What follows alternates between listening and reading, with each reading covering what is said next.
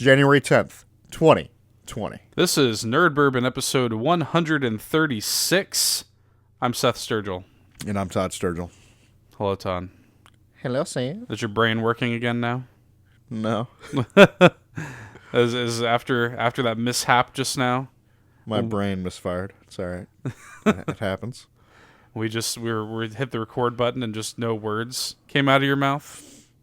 It looks like I asked what the date was for this episode, and then I was told the date, and I looked at the date, and then when I went to say the date, it's just the dots did not connect there. It's just a complete misfiring in my brain.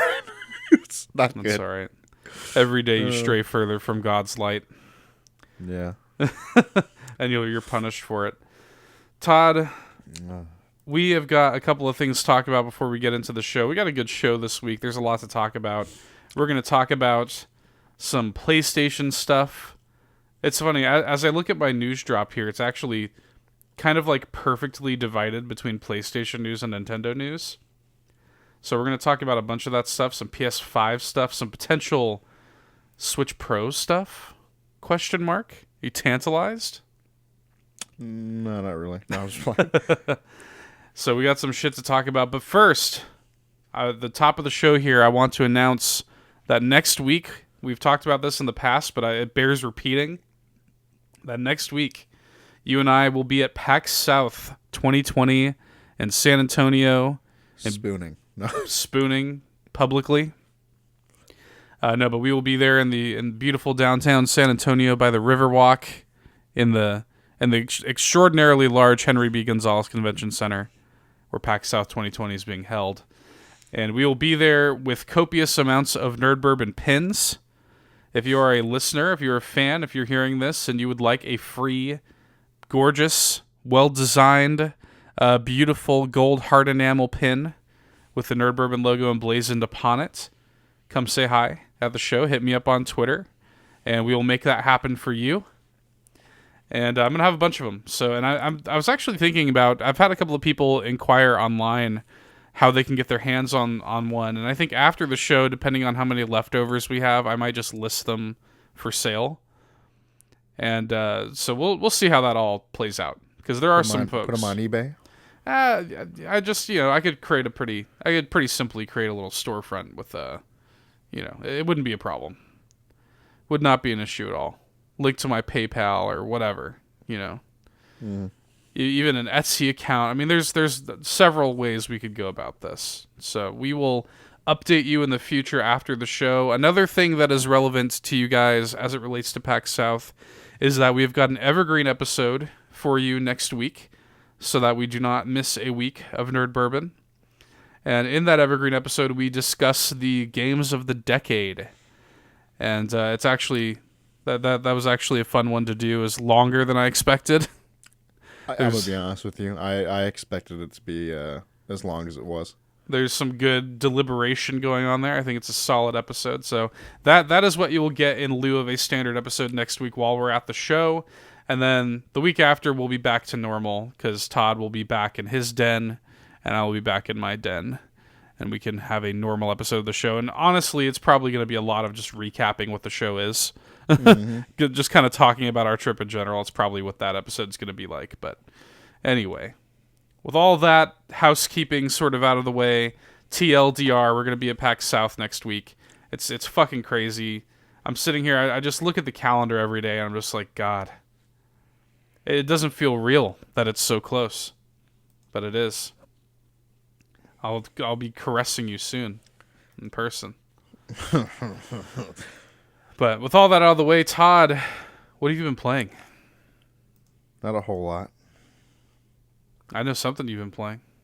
What? I have it on good authority that you have revisited Skyrim. Oh yes, I am. I am in Skyrim. I'm playing on my super modded PS4 shit. Just modding the absolute fuck out of it. Modding it as much as the PS4 allows me to. I was going to ask, how exactly does that function on PS4? Because I've literally never played with that. Just add like you can look at there's like a whole like mod like area on like the main menu you can kind of like look at. It's nothing like super crazy. Because like you can get some of like the graphical. There's like apparently I think like oh the really graphics. Yeah, there is one. I didn't fuck with it because it's I'm just worried it's gonna break it. That's actually interesting. I didn't know that. Yeah, there's like that's the one that I have not messed with, but there's a couple like little interesting things. A lot of the shit that I be fucking with is like adding in like random ass like bullshit. Yeah, Like, getting randomly encountered by like a fucking ring wraith. that's exactly what I was gonna bring up. Because I forgot. Yeah, I do have a Lord of the Rings mod that adds like weapons, and I think it technically added a dwarf race, which I do play because I made a basically my D&D character at the time, Magni Golden Forge. So you play in Skyrim as Magni. I roleplay too. No, I'm just collecting heads. I try to do it. Yes, I try to do what Magni would do in that game. But yeah, that led to some amusing shit. Whereas I'm like heading to I don't know where the fuck I was going. I was just walking around and I see this motherfucker just running up this bridge. He's just like hooded, shrouded and shit. I was like, what the fuck is this guy doing? It's like as he gets closer, it's like Nazgul. I'm like, oh, it's like okay. I didn't know how deep the rabbit hole went with this mod. I forgot about this. I killed the shit out of him. But yeah, that's funny. I just have never I remember when the special edition came out. They're like, oh yeah, and there's going to be mod support on console, and I'm like, okay. They just never really appealed to me though. So I've not fucked with it whatsoever. It's not for everyone. It's like if you want that vanilla experience, power to you. Or if you want to sit there with some anime titties. I don't know. They got the anime titty mod? No, I'm talking shit. I mean, on PC, I know they definitely got some shit like that. Well, it probably has some sort of like filter though, right? That's a big fucking thing. Like on like the PC shit is like the body mods. Ugh. Like it's bad, dude. That just doesn't even. That's a dark rabbit hole you do not wish to go down. Say just the phraseology there, the body mods of Skyrim. I'm just like, I don't like that. It's just already. It's like some cyberpunk shit. Already, I don't like it. I'm too far gone. No. But I remember you were telling me that you playing. You just wanted an RPG, basically. Yeah, that's basically where it is, and I did finally give in to another. I bought it finally. Oh yeah, you tossed a coin to your Witcher. I hated you for that. You told me that yesterday, and that was the only proper response. Dude, it was so cheap though, dude. It's like they're paying you to play that game, and I'm like, you're never gonna play it. I know I'm gonna play it when I get back from the vacation. Oh yeah. You'll play it for like 10 hours. Something will distract you. I have nothing coming out though. Something will. I already know. And by the way, I already know what you're gonna be playing when you get back from vacation. What? Probably gonna be Halo Reach. Oh. I mean, if we're still playing that. I don't know. It really depends because like I've got so much shit going on between now and vacation, like so many errands that need to be taken care of, that we'll probably start playing it tomorrow. Yeah. But I don't know when we'll finish the playthrough. We do plan on recording that, right? We do plan on recording that, so we will put that playthrough up on YouTube for you fine folks, and we'll talk about that more as it gets closer. But yeah, I don't know, man. We'll see. Either way, I would love to be proven wrong. I don't feel bad about dropping $15. You should. No, I'm just kidding. I don't feel bad about it, and it's like I got a lot of game there waiting for me. You certainly do. When I give in. Toss a coin to your witch. Dude, that song is fucking good. I don't give a shit. I was listening to it like I won't lie to you. I was listening to it like a little bit ago. I don't give a shit. That shit just like lives in my head now. Dude, it's so good. It's not the kind of like earworm song that you can just simply like. One does not simply get that song out of your head. No, it's in there. It just lives there. I can look in my head and find it there. I really want to sit down and actually watch the show. I do too, because I've heard nothing but like good things. It's just that pesky matter of time, Todd. But yeah, other than Skyrim, and that's been about it. I've really just recently finished up the Dawn Guard playthrough, which was like technically the second time that I've ever like playing Skyrim that I've actually sided with the Dawn Guard. Okay. Because I usually just go full vampire. Just say fuck it. Fuck it. I don't care to go full vampire in that game. It's not good. I rather, because honestly, my thing is like, if I'm gonna be one of the, what are you gonna call it, transformation shit? Yeah. Werewolf. Well, yeah, I would rather go werewolf, I guess, but also I'm just like in general, the game's not designed around that. No, honestly, the only reason I even do it is because you get immune to the diseases. That's the only reason I do it. That's cool. I mean, I don't really find myself. I do it out of just because I hate dealing with the disease bullshit. I don't really find myself getting diseases too often in the game anyway, though. I swear to fucking God, dude. The moment, dude. I remember when I started this character, well, like the last time I jumped back into Skyrim, I actually do remember, is I got like 3 diseases before I can get fucking werewolf. Jesus. I swear to fucking God. Is there like maybe a racial skill for Argonians about diseases or something then maybe? Possibly. That's actually interesting. Yep. Are they immune? Yep. That explains it. Yep. I usually play an Argonian, so yeah, I usually do not play that, so werewolf is my way to get that. To me, yeah, gain immunity to the disease status effect. Yep. Yeah, that's funny. I just like to play Argonian. Not even just for like the fact that I think they're a cool race and I like their lore and everything, but I mean underwater breathing. Nope. Super useful. Apparently disease immunity, super useful.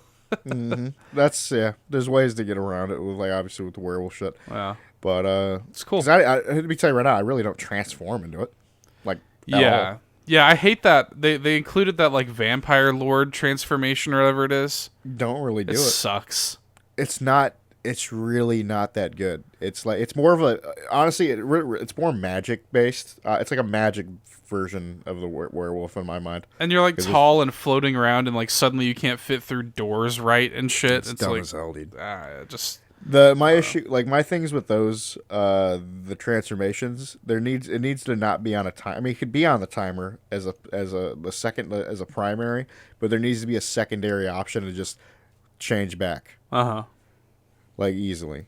I don't think there is, unless you can put it as a mod maybe. But yeah. Yeah. It's whatever. I'll say this: you spoke to me when you told me that you were just in the mood for an RPG, and I feel like I am too.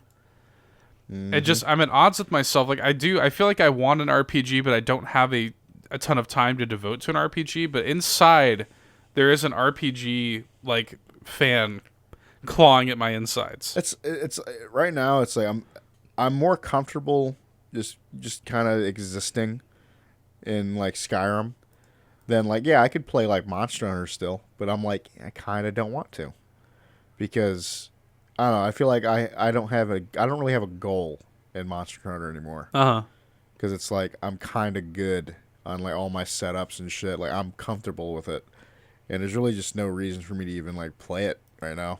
As much as I love it. Yeah. And honestly, a part of me actually was close to I actually never deleted Bloodborne. Bloodborne stays on my shit. Mm-hmm. Just tempting me. Yeah. Tantalizing me. But no, it's always, I always keep it on there, and it's because I usually do replay Bloodborne. Maybe like now, it used to be like once every year, but now it's like, I feel like I'm due for another playthrough. But nothing wrong with that. Go back and revisit it. The real thing is, am I still good enough? Probably not. For new game, yeah. I mean, if I actually make a new game, yeah, or if I play on my old shit, there might be a problem. No, but for new game though, you'll be fine. Yeah. But dude, I don't know if I'm good enough to handle my max scaling. No, I don't know about that. No. I don't know if I'm too far gone, too rusty. I am not the god that I once was. Yeah, for me, again, appealing to that RPG, like I said, clawing inside of me. I have actually been dabbling a little bit more into Dragon Quest XI on Switch. I've been playing that a little bit. I've not put in nearly as much time as I'd like. I've only put in a handful of hours, but I really like it. It's like a really slow burn to open up though. I'm waiting. I'm giving it time. I'm like allowing it time to hook me. You know what I mean? Like it hasn't quite got its hooks in me yet, but I'm allowing it time to breathe. I'm giving it some space. I'm letting it get its hooks into me. I'm having a good time whenever I play it. I want to play it more, and I'm hoping that my hope is that I'll get really addicted to that game, and that will be my RPG itch. You know what I mean? Mm-hmm. But yeah, other than that, it's been a bunch of Slay the Spire for me. Still playing the shit out of that. That's a really good casual pick up and play game, so that fits in perfectly with me. I did start up a game that I bought on the eShop sale, Yooka-Laylee and the Impossible Lair. I started that up. I played the first couple of levels of that. And yeah, it's fun. It's funny how it's instantly better than the base game. It's pretty much immediately better than the first game that it's based on. Because this is basically just this is Yooka-Laylee by way of Donkey Kong, essentially. It's basically a new Donkey Kong game. So... And it does some things that are like unique to it, but for the most part, it's essentially a Donkey Kong game, and it plays really well, runs really well, looks and sounds good. Like, no complaints yet. That's something that I'm probably going to be playing on the drive to San Antonio and Austin. Probably be playing a little bit of Yooka-Laylee on the old Switch there. Disgusting. That is, of course, if you and I don't just play Smash the whole time. Oh. Because you'll have your Switch with you, I'll have my Switch. It's like fucking just set up a local game real quick and play some Smash. It's true. I feel like that's going to be the good shit. When we're waiting in line at PAX for something. Dude. Yeah. Oh, yeah. Whip that Switch out. Yeah. That's going to be the good shit. Anyway, Todd, you ready for some news? Yeah. I got some news for you, baby. So let me start off with this. This is something that is actually really starting to piss me off. So, WB Games Montreal keeps teasing this new Batman game. Oh, they're still doing it? They're still doing it, and they actually just today, at the time of this recording, have released some more teases where they had like a sigil or a sort of like symbol that they revealed half of on their Twitter and like half of on their Instagram. And if you put it all together, it looks like it's got this kind of eagle symbol with like, you can kind of see Gotham City in the background and stuff. Mm. And then they updated their website that's got like, it's got like space for 8 sigils. Essentially, we see this one with the eagle, and then we see another sigil that looks like it's Ra's al Ghul, like the demon symbol, you know? That's what that looks like. But then there's 6 more, or sorry, 1, 2, 3, 4, 5, 6, 7, 8 more that are unoccupied. So I'm assuming that this implies that there are going to be 10 like factions at play here in this new Batman game. Interesting. Whatever it's going to be called. We've heard that it's called Arkham Legacy, but I guess we'll see what the deal is there. It's just such a like, I'm getting annoyed. I'm like, announce it already, for fuck's sake. These teases are doing nothing for me. These are like the lamest teases. Like, just you gotta just come out and announce it. Just give us a trailer, something. I mean, it's getting a little fucking ridiculous. They just dropped the game. Think about it. They started teasing this game back in September of last year. It's like, fuck, man. Was it really that long? Yes. Fuck. September of last year is when they started doing the whole like hashtag Beware the Court of Owls and hashtag Capture the Night and all that shit. I'm just like, god damn, just show this stupid game already. I'm getting like so mad. I'm like, where you just kind of just don't even give a shit. Yeah. Yeah. I'm just getting annoyed. I'm just like, fucking A. Like, I'm just getting sick of talking about it. Just show it. These are lame teases. I don't know. I mean, look, I'm looking forward to it. I'm hungry for a new Batman game, certainly, but this ain't the way you do it. This ain't the way. You hungry for a new Batman game? Kind of. I mean, I know I'd play it. Yeah. I don't know if I'm like fucking starving for it. You know what I mean? No. Like, I mean, it's like How big of a fan would you say you are of these Arkham games? of the Arkham games. Yeah. I mean, you've played them all, right? Oh yeah, I've played them all. I've played them all except Origins. Except Origins. Sure would have been nice if they included Origins on that Arkham pack. I probably would have bought it rather than treating it like a redheaded stepchild. No, I honestly probably would have bought that pack. Yeah. If it did. But Origins is a good game. Like a really good game. I've seen I know the deal. Like I think I watched like a walkthrough of it like when it was out. I don't know. I'd say I'm like a casual fan of it. I'm not like fucking like I don't like do it. I'm not a completionist with it when it comes to that shit. Like it's like that's kind of where I'm never. It's rare for me to be a completionist. Yeah. In anything. And honestly, the only game to memory that I did everything was Assassin's Creed Origins. Yeah, well, I guess that's the most intense example. But there's certainly been other games. I think of Spider-Man. Oh yeah. It's like, but it's got to be a game that I truly do like. I truly do love in a way. It's got to be something special for you to go. That far for me to go. 100%. But I don't know. I'm a solid casual fan of it. Like I enjoyed my time with it. Will this be a day one purchase? Is this the kind of thing that you buy on day one? That's the thing. Probably not. It might be more of a see it for like $30. It depends on the release proximity. That's another thing. If they were, for example, like, hey, this is coming out in March, I'd be like, well, looks like Batman can go fuck himself. It's like, nope. But if it comes out at a decent time, if it comes out like August, September, there's not a whole lot else. And like a dead period where you can just kind of like rock that story, rock whatever else you want to do on it, like boom, call it a day. I really love the Arkham games. They're a lot of fun. Like they're fun games. I'm excited for this new one. Just for the love of God, just announce the fucking thing. Just announce it. It's getting stupid. Anyway, so here begins. Ding ding ding. Here begins PlayStation talk. 'Cause I've got several bits of PlayStation related news here.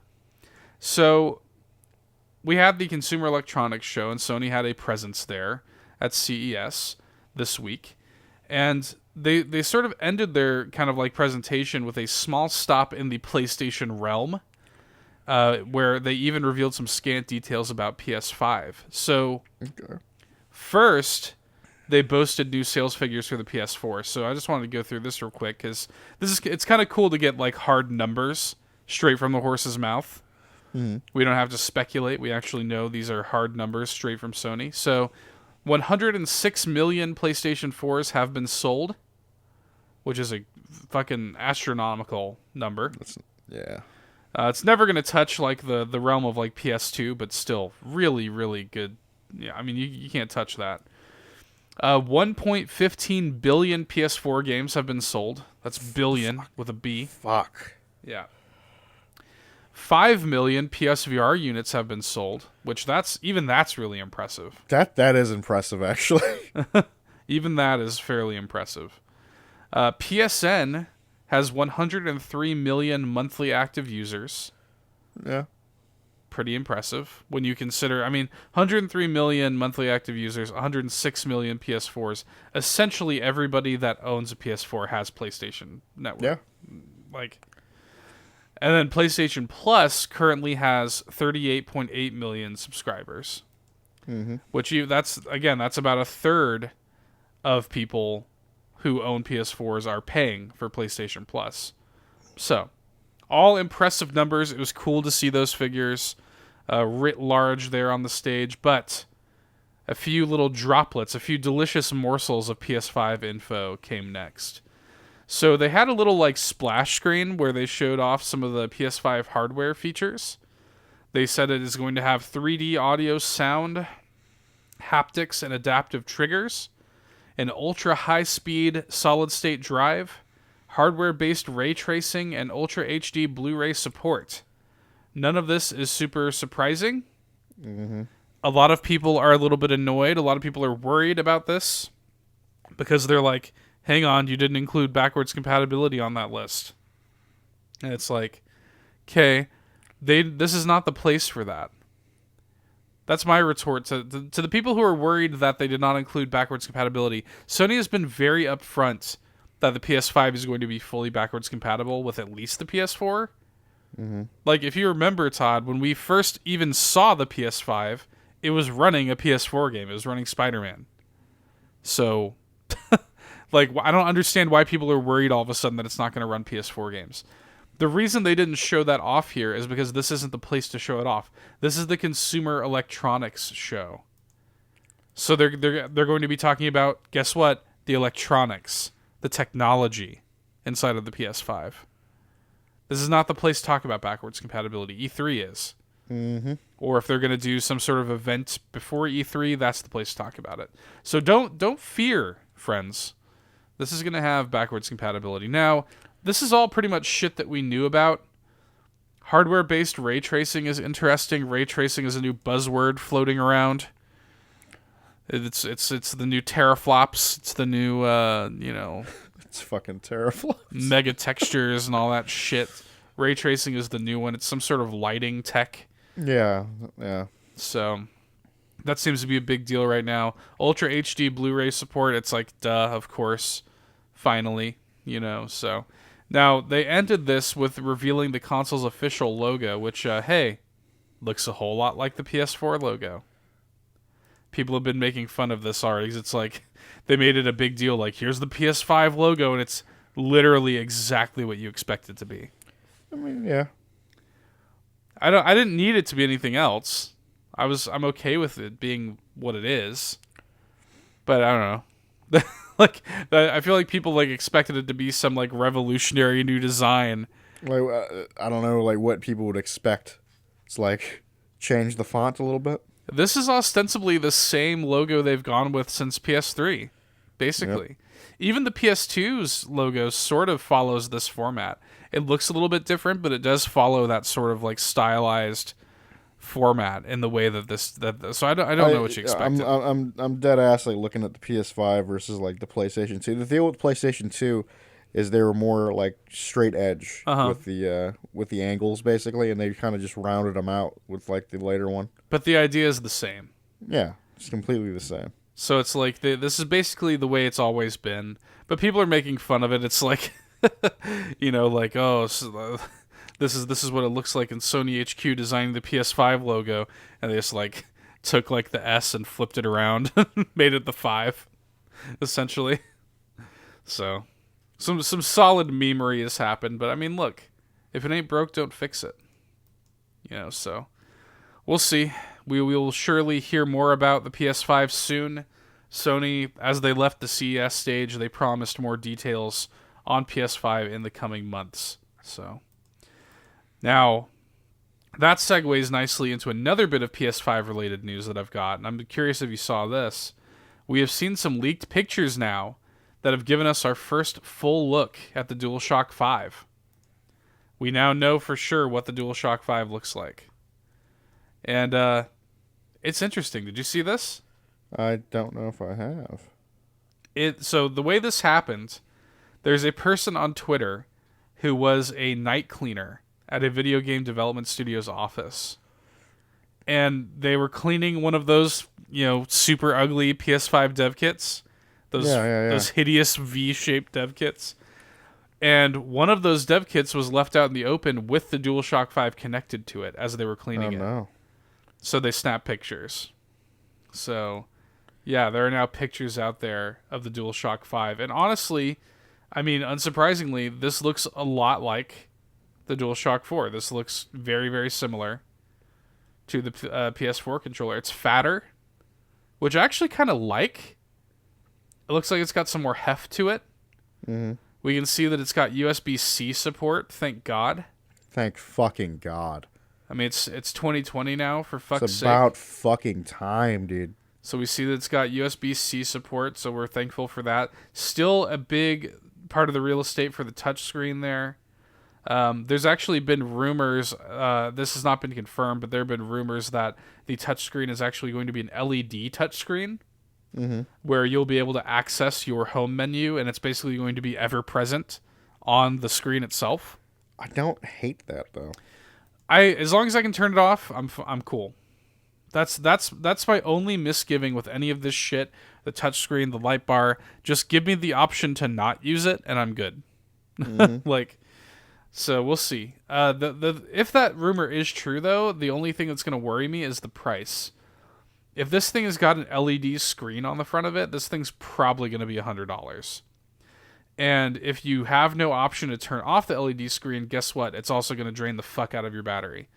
So that's what worries me about that. That's why if it were my choice, I would turn it off. So again, those are unconfirmed reports, but what is confirmed is this picture we see here. So we see it clear as day. A little chunky. He's got a little extra fat on him, but not bad. I think it looks cool. I'm always down for a little more heft, a little more meat in my hands. You know what I mean? Terrible. And of course, I know you're a big fan of the DualShock 4, so yeah. I mean, just give me more of the same. Make some slight changes.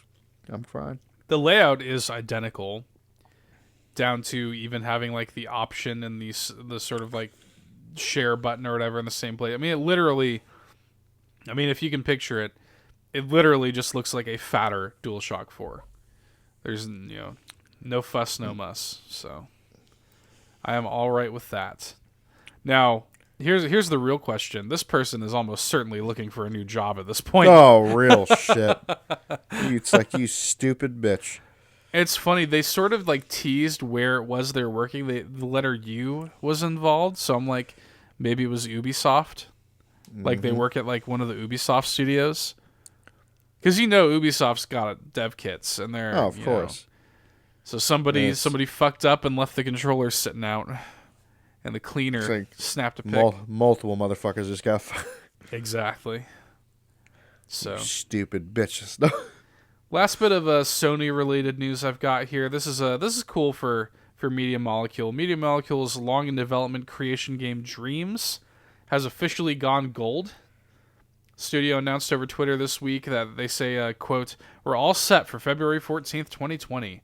Thank you for all the love and support you've shown Dreams and Media Molecule. We're so excited to continue this adventure with you," end quote. So, that's cool to see. This game's been in development for fucking forever. And I think I've gone on record on this show as saying that I think this game's going to flop. But we'll see. We will certainly see. It's been an early creator access or whatever for a while now, and it's got a very small but passionate following. But that's not enough to keep the lights on. Oh, of course not. So I'm really worried about that. It's funny because like Media Molecule has said that this game has some sort of single player element to it, like Little Big Planet did, but they haven't really been advertising that. And to me, that's the differentiator. You have to make it a game, Mm-hmm. Like all these creation tools, like it looks like Dreams is going to be an unprecedented creation tool, but you still got to be a game.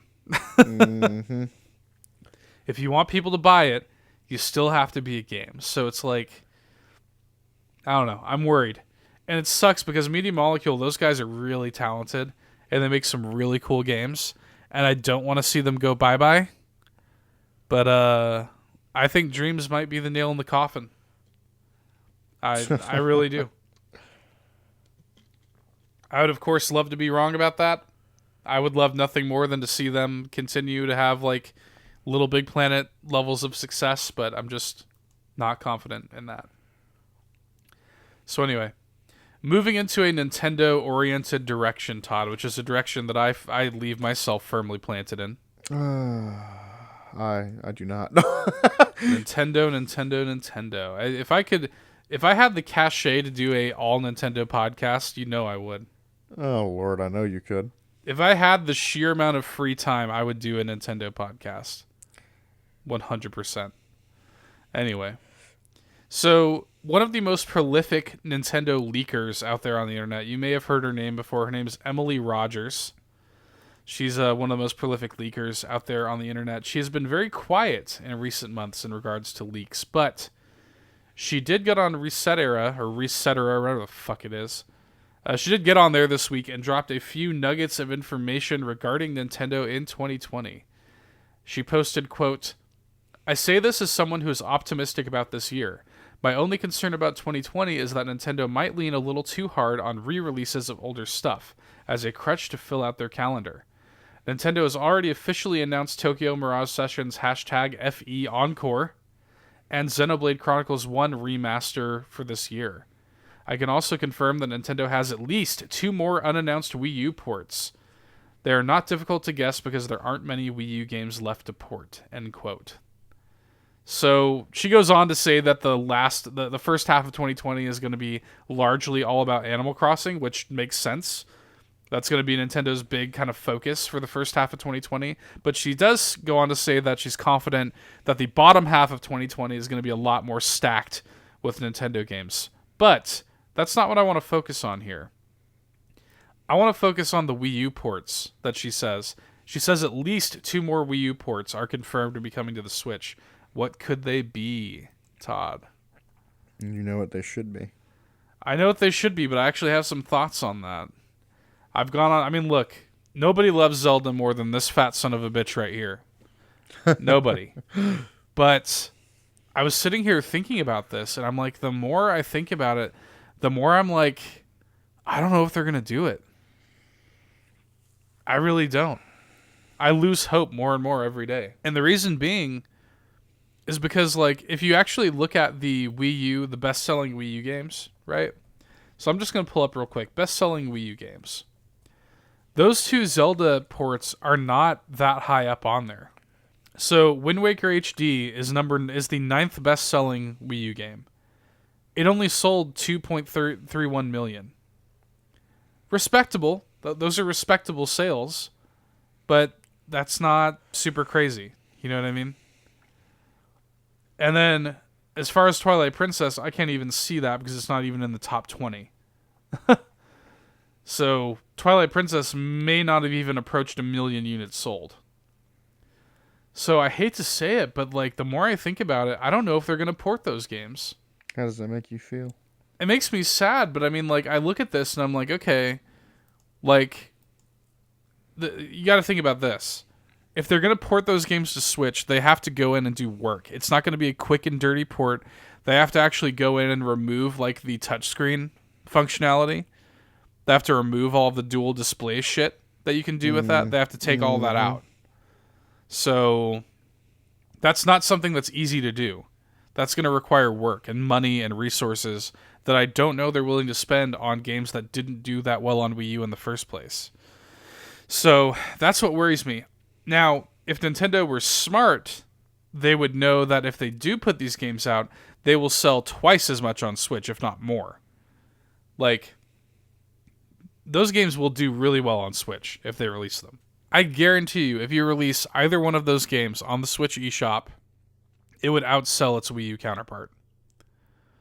2.31 million for Wind Waker, it would do at least 5 on Switch. Mm-hmm. I promise.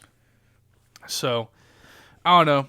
It bums me out to think about. So, with that being in mind, if I'm not 100% certain on that, then what else is there left to port, really? Because they have ported most of these big Switch games, or Wii U games to Switch. You think about it. We've got Mario Kart 8. New Super Mario Bros. U got ported. Smash Brothers essentially got ported because we have Smash Ultimate. Splatoon, cool, we have Splatoon 2. Mario Maker, cool, we have Mario Maker 2. Like, we have a new Mario Party. We have a new Yoshi. We have Hyrule Warriors got ported. Pokken Tournament got ported. All of the big Wii U games have been ported. There is one dark horse that I think is a slam dunk. I think that we will 100% get a Super Mario 3D World port. That's 100% going to happen. I would be shocked. That game is the second best-selling game on Wii U. Did almost 6 million units. And that game is so perfect for Switch, it's like crazy. That's a very co-op-oriented game. If you don't remember, that's the one where they introduced like the cat suit and shit. Mm-hmm. So that's a very co-op-oriented game. The Switch is perfect for co-op. And there's none of that weird touchscreen shit. They would not have to do any work to port it. It would be a very quick and easy port to Switch. So I'm telling you right now, sometime in 2020, they're going to put out, Super Mario 3D World Deluxe or whatever they're going to call it. They're probably going to include like some new playable characters or maybe a new world or something like that. And they're just going to call it a day. Now she says at least 2 though. So that gets my gears turning. If I'm locked down to Mario 3D World, what else could they possibly port to Switch? If I don't know if it's going to be Zelda, leaving Zelda out of the equation, I think Zelda's possible, but I think every day it gets more and more unlikely. So what could be game number 2? Well, I have some thoughts. There are a lot of people who want the Wonderful 101 to be ported. That's a Platinum game that was like a launch title for the Wii U or a launch window game for the Wii U, and wasn't very good in my opinion. I didn't really like it. Thought it was just very mediocre. Thought it was okay. I don't even remember that. Yeah, so it was weird. It was like this superhero team where you had like a large army of people that you controlled with like the stylus on the touchpad. I just didn't think it worked very well control wise. Like it was interesting visually. It was kind of had this like superhero kaiju Japanese kind of thing going on. Like visually it was cool, but control wise it didn't really work for me. But a lot of people want that. That's got a little bit of a cult following. I think that we could very well see Paper Mario Color Splash get ported. And the reason for that, so Paper Mario is a series that has a couple of great games and a couple of really shitty games. And Color Splash, by all accounts, I never played it. And we'll get to that in a minute. But by all accounts, Color Splash was actually really good. And Color Splash was actually a step in the right direction for the series. People were like, oh, fuck yeah, Color Splash is good. Like, Paper Mario is starting to be good again. Awesome. But here's the problem. They released it when the Wii U was already dead. Oh. They released it in October 2016, just like 5 months before the Switch came out. Riddle me this, Todd. Did you play your fucking Wii U 5 months before the Switch came out? I didn't play my Wii U like a year before the Switch. Like, if not longer. Even I had my Wii U unplugged and in the closet at that point. You know what I mean? So like they put this game out to die essentially, and die it did. So and they did another game like this around the same time, another really great game that a lot of people loved, and it was called Tokyo Mirage Sessions. And they just ported that to Switch. That actually just came out for Switch. So kind of giving it a second chance at life. You know what I mean? So I sort of feel like they could do the same thing with Color Splash. Re-release that game on Switch, give it a second chance, give people a chance to play it. I, for one, will buy it day one because I would love a good Paper Mario game. And from what I hear, Color Splash was great. They just stranded it on a system that was dead.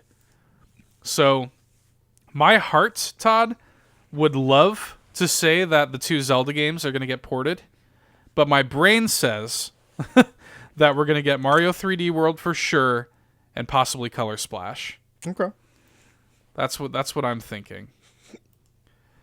I don't know, a little bit of a rant there, but I respect it. I enjoyed it. That's straight from sitting there with your fucking tinfoil hat. Pretty much, yeah. And the tinfoil in the shape of a Joy-Con, I guess. No, but moving on to a Pokemon direction, Todd. I don't wish to go. No, I'm just playing. Oh, you're going, bitch. Pokemon Direction, I should say, because we did have a Pokemon Direct this week. The first Direct of 2020. I almost said 2019 there. Disgusting. I'm going to be slipping into that for a while. I fuck up at work sometimes, too. I'll write 2019. I'm at 2020. Always. Ugh. I'm 2020. Still getting into it. I'm glad that your job is not my job to say the date at the beginning. You think you'd be fucking up? I certainly would have fucked up by now.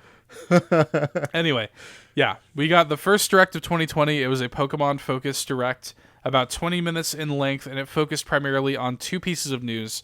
that we're going to get into. The first one was a bit small, so they started it by announcing that they're going to be doing a full remake of the first Pokemon Mystery Dungeon game. Are you familiar with this spin-off series? Sounds familiar. Yeah, so this started on like GBA and like DS. Essentially what it is it's like a dungeon crawling RPG Pokemon game where like it's weird. You're like a human that gets turned into a Pokemon and you join like this like group of Pokemon and like go through this story and go through these roguelike dungeons. Yeah, okay. I never played them, but I do know them. Yeah, so this is a remake of the first one. Pokemon Mystery Dungeon, I think it's called Rescue Team. So anyway, a lot of people are excited about that. That series has got a huge following, really popular, maybe one of the most popular Pokemon spin-offs. So that's coming on March 6th. There's a demo available now if you want to check it out, see if it's your cup of tea. I think a roguelike dungeon crawler is perfect for Switch. But God, is anything not perfect? No, I'm just playing. Yeah, that's true. But I mean, you got to think about it. That dungeon crawling Diablo style, that just works so well on Switch. So, I don't know. With the power of the Switch. God damn it. But the big news, Todd, the really exciting thing, the major news, was that Pokemon Sword and Shield will be receiving 2 downloadable expansions this year. Holy shit. Yeah, I haven't actually had a chance to talk to you about this, so I'm interested in what your reaction is to this. So have you briefed yourself on the contents of these expansions yet? I was glanced at like an article a little bit, but I didn't really go fucking balls to the wall checking it out. Yeah. So there's going to be an expansion pass that you can purchase for each game. It's $29.99, and you'll get both DLC expansions with that. Each one will include new stories, new characters, new land masses, and it's going to end up adding over 200 new Pokemon. Shit. And this includes both entirely new Pokemon to the Galar region and returning classics to the game. So yeah, they're adding a bunch of Pokemon. So let's just go through what these are here, the little bit of information that we do have. So the first DLC is called the Isle of Armor. And Game Freak says that its theme is growth. So the story takes place on this new sort of island landmass off the coast of the Galar region. We are going to undergo training in this dojo from a legendary ex-champion. His name is Mustard. Mm-hmm. And you're even going to have a new rival. And what's interesting is the rival is different depending on which version of the game you're playing. Okay. So that seems kind of cool. I believe, if I'm not mistaken, I think the rival for the sword version is like an ice type, and I think the rival for the shield is a psychic type. Okay. If I'm not mistaken. Anyway, and it looks like in addition to like new and returning Pokemon that are coming into the Isle of Armor, your starter Pokemon are also going to learn how to Gigantamax. So that's cool. The 3 starters, you said? Yeah, the 3 starters are going to have Gigantamax forms. I'm curious to see what so we've already seen them. What? So yeah, if you actually go and watch the footage, we've seen what they are. So like Rillaboom has got this entire drum set basically around him. Mm-hmm. Cinderace, his ears are kind of like long and to the side, and he's got like his ball of fire is like a gigantic one that he's standing on the top of. And until I fucking love that though. Yeah. And then Inteleon is got. God damn it! Can I laugh about this? What? I did see this I saw this on another Reddit that should make no sense. I was on a Reddit for a fucking manga series that I read like earlier, like before we started talking, and I saw this and referenced because it's really reminiscent of a character in this manga. Oh, really? Yeah. That's funny. Yeah, he's standing on this like giant ball of flame or whatever, and then it looks good. And then Inteleon, I don't even know what the fuck's really going on there. He's on like a fucking sniping, like a tower. Yeah, he's a giant like that's sniping legit. tower. Yeah, that's hilarious. I kind of love it. We also saw, so it's confirmed that we had Charizard in the base game. Well, they're working in Blastoise and Venusaur.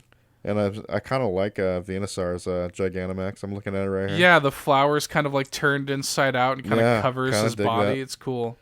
And then of course like Blastoise, he just looks like a fuck you like tank cannon. It's like suck my dick. Yeah, pretty cool. Pretty cool. It's nice that we finally have those classic starters worked into the game.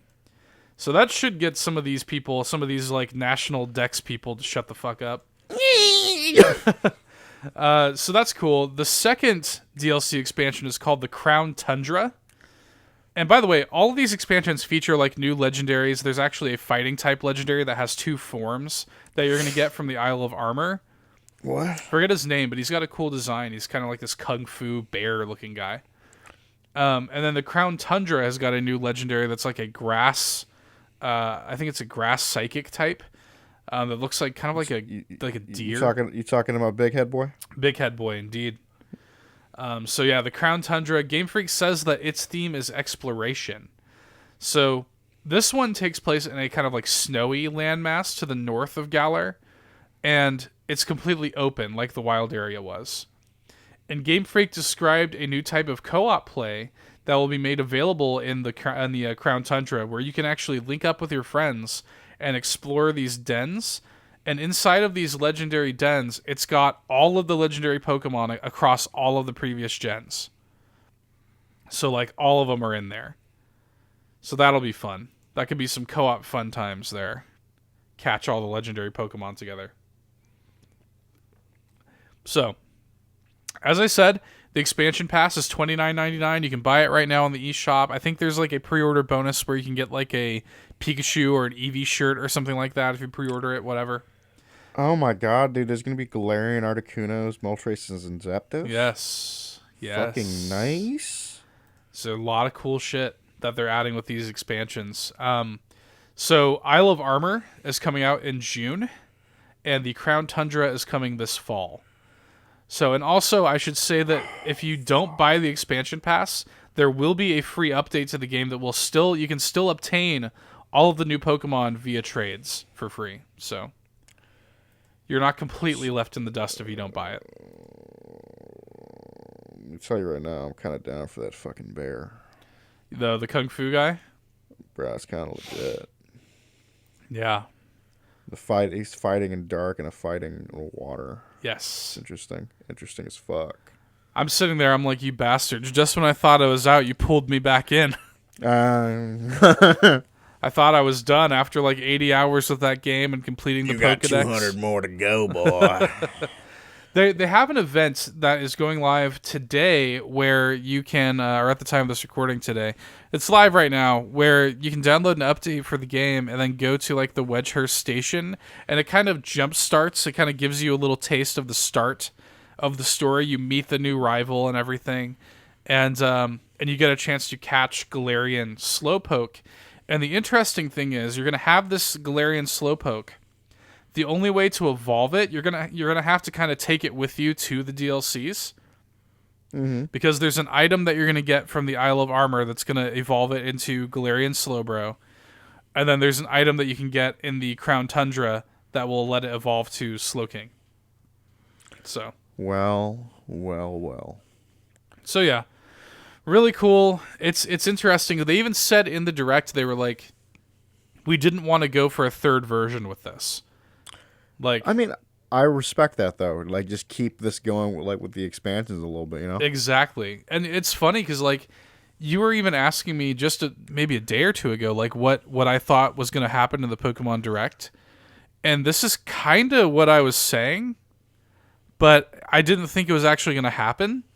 I was like, yeah, this is what I would like. I would like for them to make DLC expansions with like new land masses and shit like that. But I didn't expect it to actually be a thing. I didn't expect the Pokemon Company to actually do something innovative like this. I mean, shit, I'm definitely down because I'm gonna buy the expansion pass. I'm all over it. I can't wait. Yeah, come on, can't wait. So one last bit of news I've got here for this week, and it's a pretty big one. So a report from DigiTimes. This is like a Taiwanese electronics manufacturing publication. And they claim that a new model of Nintendo Switch is about to ramp up full production in Q1 2020 to be released in mid-2020. So vaguely, they also claim that this Switch is going to feature a magnesium alloy body rather than a plastic body. Ooh. As well as a better CPU. So, seems like this is probably the Switch Pro. I kind of like I like the fact that it's going to be more like an actual like metal. Yeah, it's going to be a magnesium alloy, which should dissipate heat a lot better than plastic. It should have some more even heat distribution, which in turn should increase battery life also. Dude, is it wrong that I want metal Joy-Cons? Well, I mean, assumedly, that might be a thing. With a better CPU, so I mean that also implies that it might have some substantial innard upgrades there. We might actually see some. We had some people that were saying that it was going to have 4K support.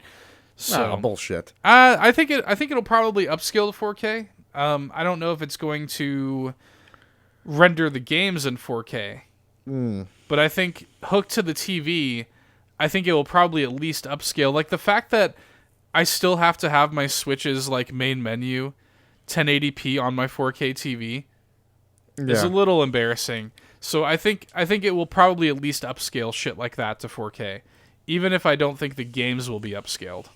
So we'll see.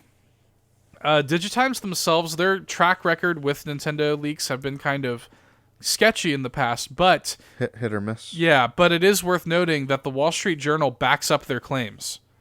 Oh wow! So there's a guy, I forget his name, but there's a guy who last year was saying that 2020 was going to be either that we get a Switch Pro, and he is backing them up. He's saying like, yeah, this is legit.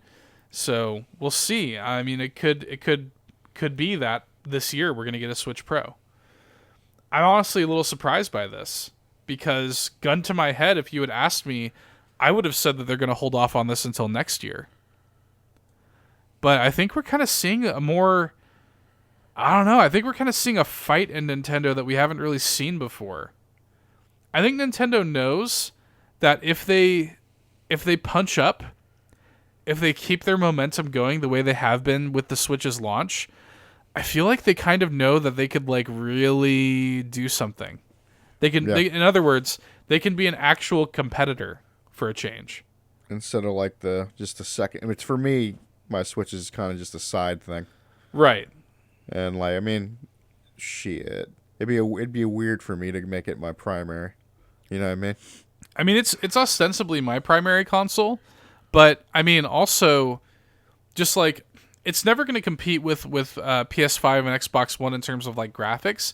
But I mean, all it really has to do is up itself and just make itself incrementally better.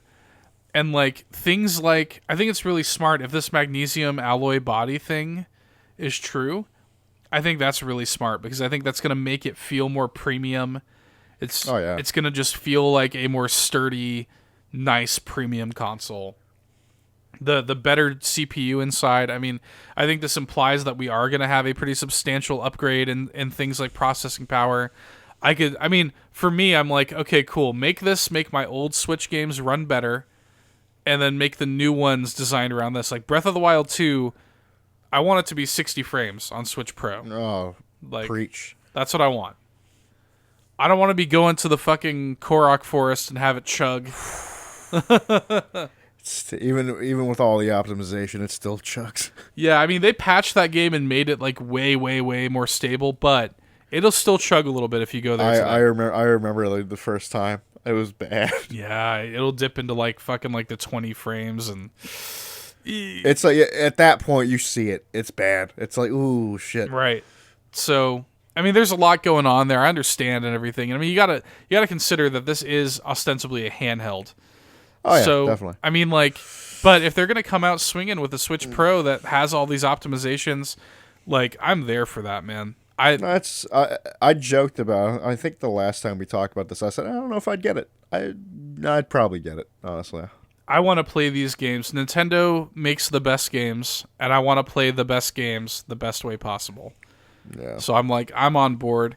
I'm surprised that's coming so soon. I think the Nintendo of the past would have released this in like spring 2021. But hey, like I said, I think this is a different Nintendo. I think this is a more aggressive Nintendo.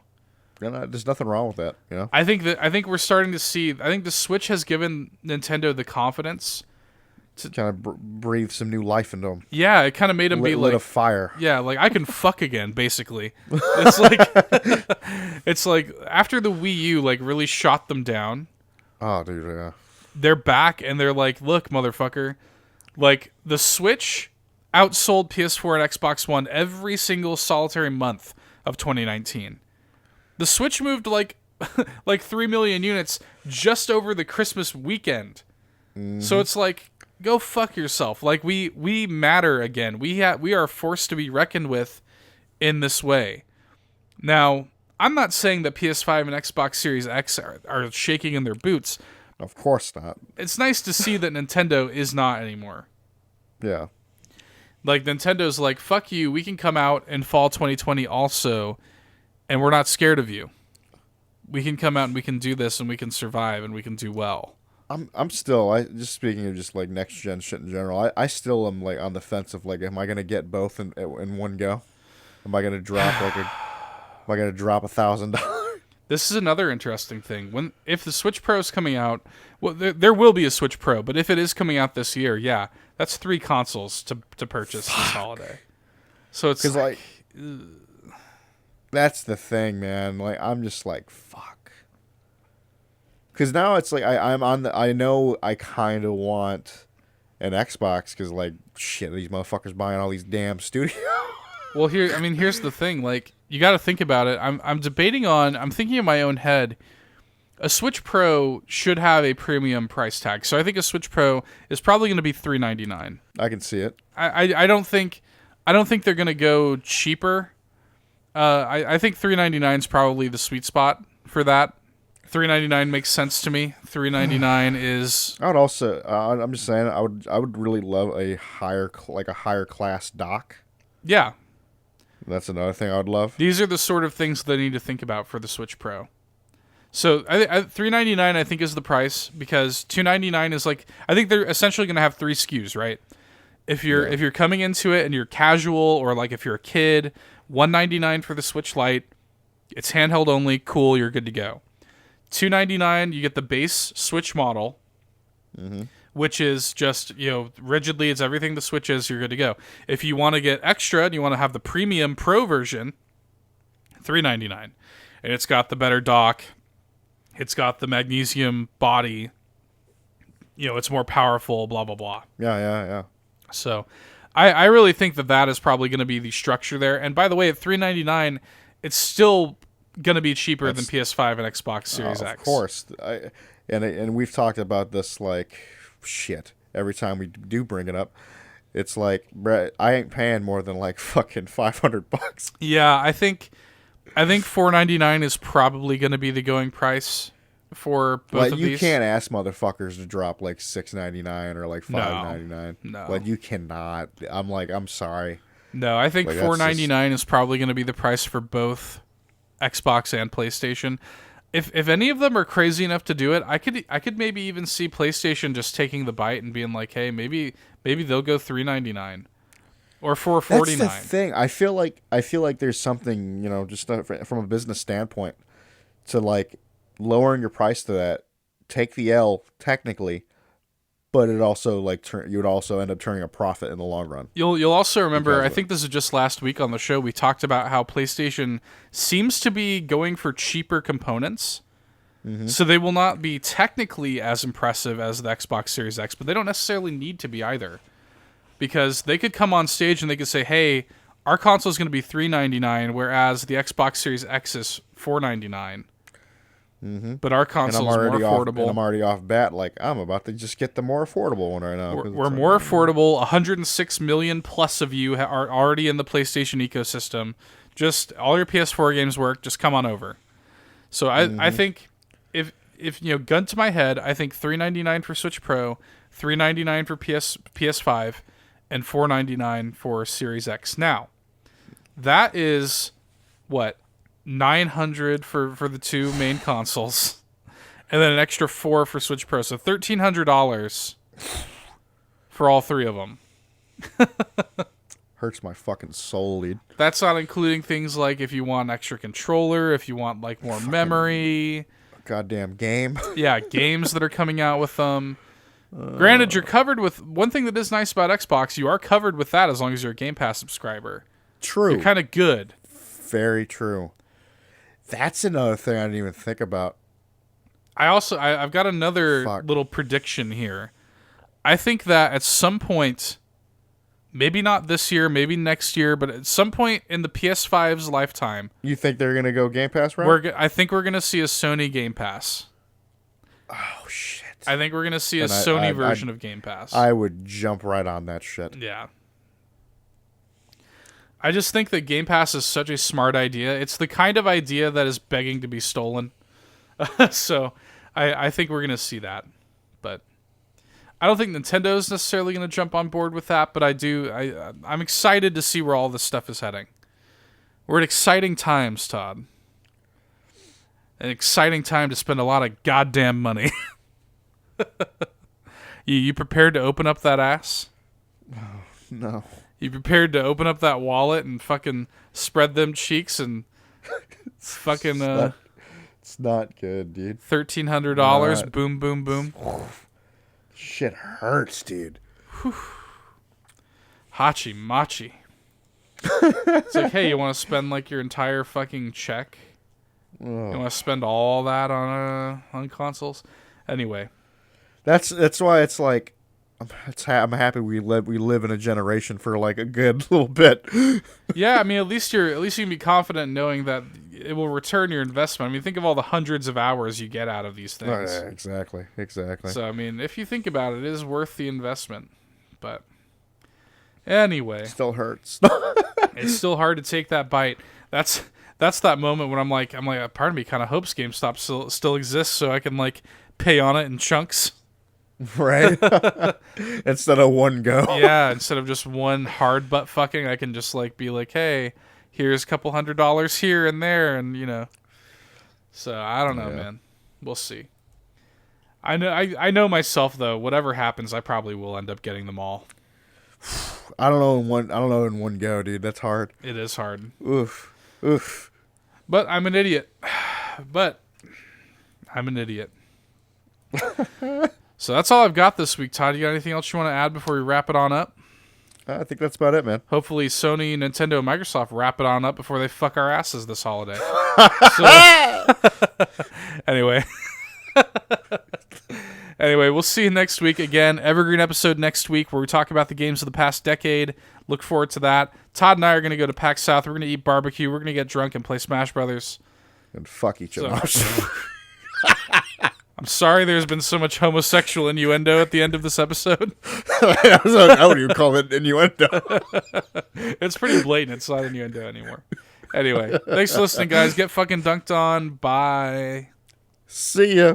Hey there, thanks for checking out another fantastic Nerd Bourbon video. If you like what you saw and you want to see more, be sure to go ahead and subscribe, leave us a like, drop us a nice comment, or I guess a mean one if that's your prerogative. But until next time, get dunked on.